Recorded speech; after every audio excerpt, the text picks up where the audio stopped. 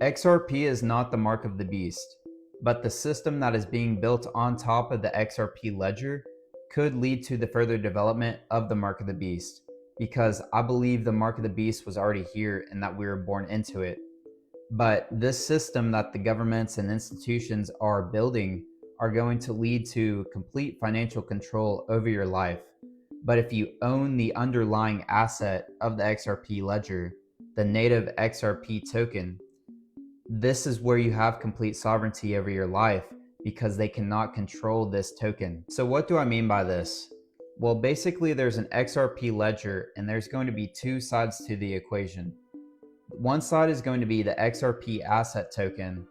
The other side is going to be CBDCs, digital IDs. This side of the equation, the XRP asset, is going to be complete sovereignty over your financial life. The other side is going to be complete control over your financial life. And we see this all the time in nature, where there's two extremes to the equation. And we also see this in the whole awakening movement, where there's people that are still asleep versus awake. There's people that are still working in the matrix versus not working in the matrix.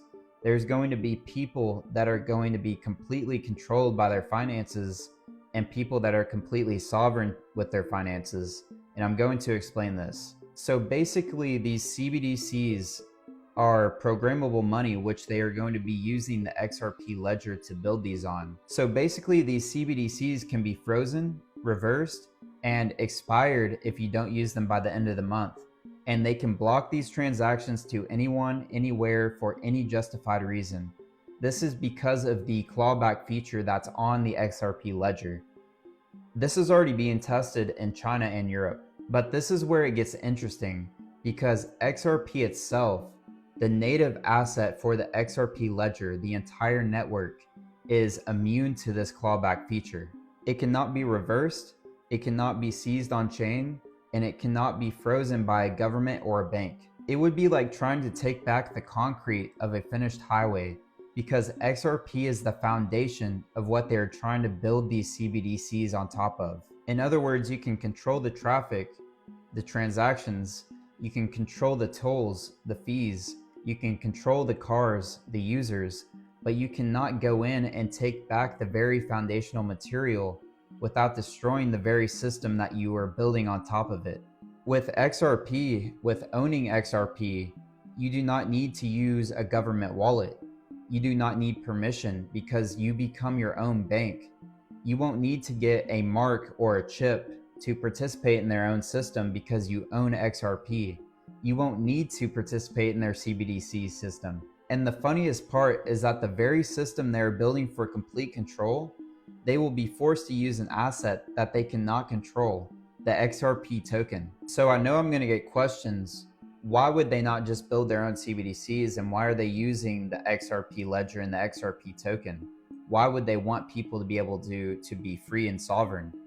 Well, they are building their own CBDCs, but it's going to be on the XRP ledger.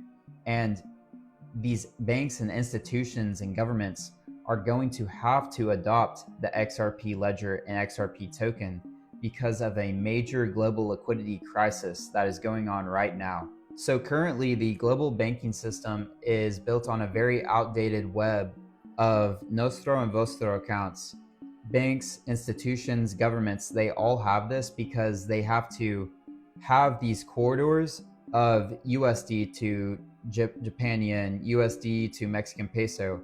Every country has this, but the problem that arises is that these accounts have to be pre-funded just in case there's going to be a transaction.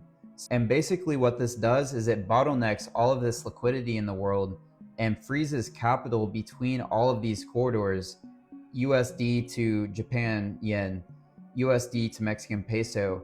And what this eventually will cause is a collapse of a currency or a global financial crisis. And these banks and institutions are going to be forced to adopt XRP to avoid all of these collapses, which are happening in real time. So why will they be forced to use XRP?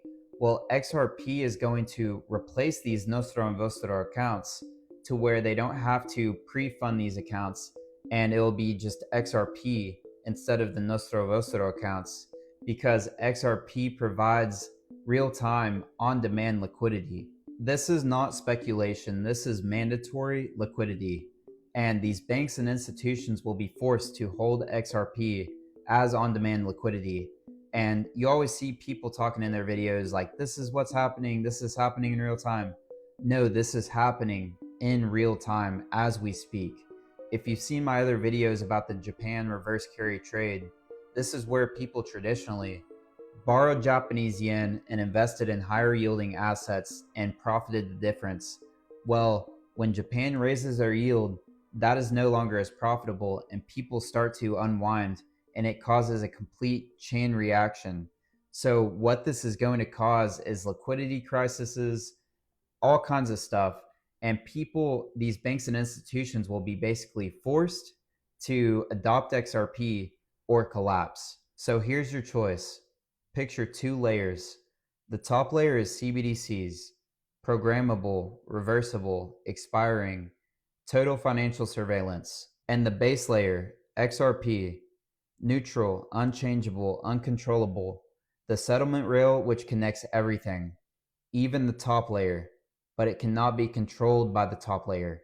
One is complete control over you, one is complete freedom of your life.